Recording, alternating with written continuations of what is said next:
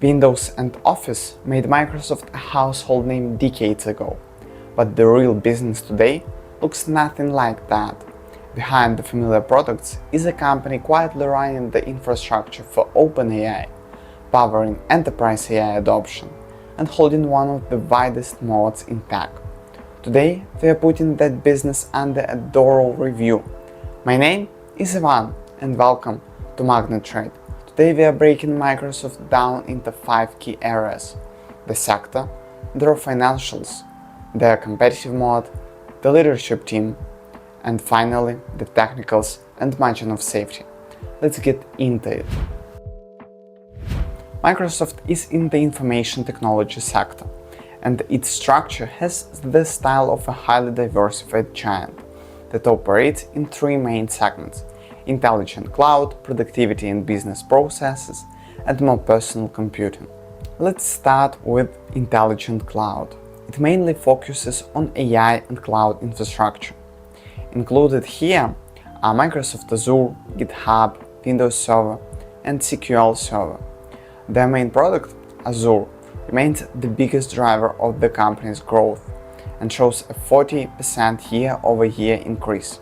Their competitors are Amazon Web Services, which holds around 31% of the cloud infrastructure market, and Google Cloud with 11 to 14%, while Azure holds around 24%.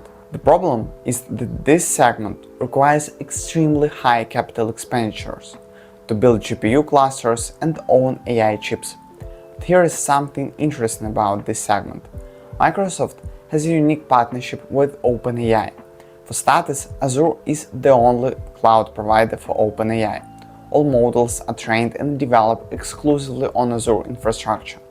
Also, Microsoft was allowed to integrate OpenAI technologies into any of its own software, from Windows and GitHub to Microsoft 365 and its security systems. And here comes the tricky part. Let's say a bank wants to give their employees a ChatGPT subscription, but they need to keep their data secure and be sure there will be no data leakage. This is when the Azure OpenAI service comes into play. Microsoft takes OpenAI models, puts them in a secure Azure environment, and sells them to the bank with a full security guarantee. Analyzing this partnership could take hours, so we'll stop here and proceed to the productivity and business processes segment. The main products here are Microsoft 365, Dynamics 365, and LinkedIn. It's the most profitable sector at Microsoft. The strategy here is to increase average revenue per client. Instead of searching for new clients, the company sells more expensive premium licenses and paid Microsoft 365 Copilot add-ons. Switching costs here are extremely high, and business processes are so deeply integrated into the Office 365 ecosystem that clients rarely leave. More personal computing features products like Windows, Xbox, Surface devices, Activision Blizzard, and the search system Bing. In financial terms, this is the smallest segment, and it doesn't usually show rapid growth. The gaming industry is actively transforming, and Xbox leadership is fading whilst Game Pass and cloud gaming get more and more popular. Also, despite AI assistant integration in Bing, the product hasn't broken the dominance of Google search. Macro picture is stable. Interest rates don't change, and the economic cycle indicators point to a future growth and not to a soon recession. The moat Microsoft has is one of the widest in the world. We already partly touched on it while talking about the segmentation, but here are some extra points I want to point out. The first one is a monopoly on identification. Microsoft Entra ID or Active Directory. This one is the least public, but it's a fundamental anchor when talking about the competitive moat. More than 90% of the world's enterprises use Active Directory or Entra ID as their single sign-on backbone, managing access permissions, security policies, and user audits. Whenever an IT department evaluates a new tool, they ask, does this natively integrate with our identity provider? everything Microsoft sells connects in one click. But any third-party software requires custom configuration, separate audits, and extra administrative overhead. So you naturally want to stick with Azure or Copilot. Bundling power and pricing leverage continues this list. For any market segment from enterprise chat and cybersecurity to business intelligence and low-code development, there are direct market leaders, and Microsoft isn't always the best. But none of these leaders provides a bundle across all of these layers. It's not only easier to have everything in one ecosystem, but for a CFO, it's also more reasonable to pay $60 per user for an all-inclusive bundle than to pay $150 across fragmented point solutions. Finally, there are two more points I want to mention. Microsoft controls the primary workflow and tools of software engineers, VS Code, GitHub, and GitHub Copilot. By controlling where software is written, Microsoft naturally routes deployment pipelines straight into Azure. Secondly, everyone is extremely dependent on Excel. Global financial models, VBA macros, ERP experts, and operational reporting have been hard-coded into Excel for 3 decades. Enterprise attempts to transition away to alternatives routinely fail due to the risk of breaking complex macro workbooks and critical financial logic. Let's begin with Microsoft's CEO, Satya Nadella.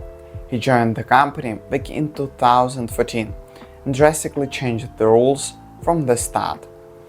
Firstly, he shifted the Windows First idea to Cloud and AI First. He brought Office to iOS and Android, integrated Linux on Azure, and opened the source code for many tools. His second change was shifting from a know-it-all to a learn-it-all culture. Previously, the company had a strict system of stack ranking, where separate teams could work against each other to get bonuses. Nadella shifted it to a growth mindset and made the main focus empathy, cross-team support, and admission of mistakes. Lastly, he brought partnerships and investments into the mix, instead of creating something from zero or acquiring businesses outright. Nadella implemented a strategy of strategic alliances. A perfect example, as discussed earlier, was OpenAI. Amy Hood has been the CFO since 2013, and she's considered one of the most skilled finance managers in the technology sphere. Her main job has been focused on capital allocation. She was the one who structured huge mergers and acquisitions, like LinkedIn, GitHub, and Activision Blizzard. Hood holds operating margin higher than 40%, basically balancing record high capital expenditures on data centers with growing revenue from commercial cloud. Mustafa Suleyman is the CEO of Microsoft AI and also co-founder of DeepMind and Inflection AI. Formerly, Microsoft was 100% dependent on OpenAI. By creating Microsoft AI in 2024, they weakened this dependence. Also, the last interesting person I'll mention is Brad Smith. He's the president and a genius lawyer at Microsoft. His main focus is negotiating and positioning Microsoft in the wider world. His attitude is proactive and he never argues with governments. Moreover, he's made Microsoft the main US and NATO partner in national security. Altogether, they work as a nice team and have diversified control over the company, with the main focus on working together rather than achieving distinct personal results. Gross profit is 68% of total revenue, perfect. CGA is 31% of gross profit, which is good as well. For Microsoft, depreciation and amortization numbers aren't really high, and neither is R&D. Interest expenses are immaterial at this point. Net income is 40% of total revenue, and it's a cosmically high margin. I have to admit that. All numbers have a positive, stable trend. Let's proceed to the balance sheet. We see low inventory because almost all of the products Microsoft sells are intangible. Looking at cash and receivables, we see that receivables are higher. That's mainly due to bundling and long-term agreements with enterprises. Net property, plant and equipment is high, but that's all data centers and cloud infrastructure. We see that long-term investments are growing, meaning the company is putting money into its potential. That's a nice sign. Now, they do have a quite high debt load, with a lot to be paid in the next 5 years. That's not perfect, but Amy Hood knows what to do. Proceeding to equity, we see no preferred stock. Nice. And retained earnings are growing. Looking at valuation, return on assets equals 17.64%. Return on equity equals 30.23%. And liabilities to shareholders' equity equals 71.43%. All these numbers are nice. On the cash flow statement, capital expenditures are extremely high and almost equal to net income. That's due to the AI race and focus on cloud infrastructure. And we see buybacks ongoing.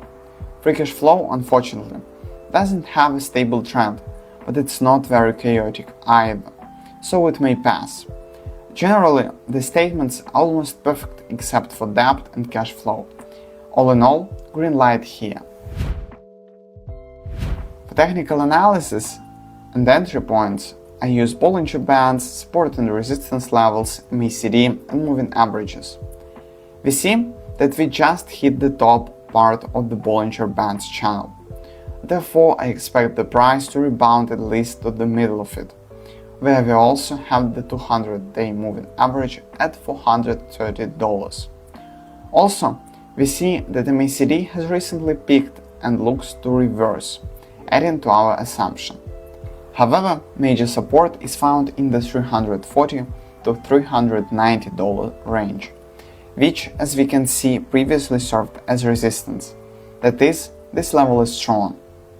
Price to earnings is 27, and price to free cash flow is 53.5, compared to the 5-year average of 41.2.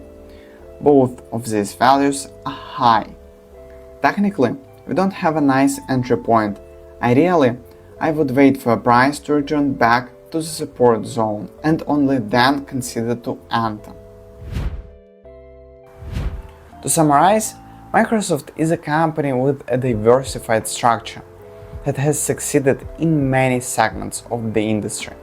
It is one of the widest moats in the world and a management team that isn't afraid of change and innovation. Its fundamentals could be taken straight into a textbook, but the price isn't ideal right now compared to the averages and other indicators. You'd be overpaying for this business.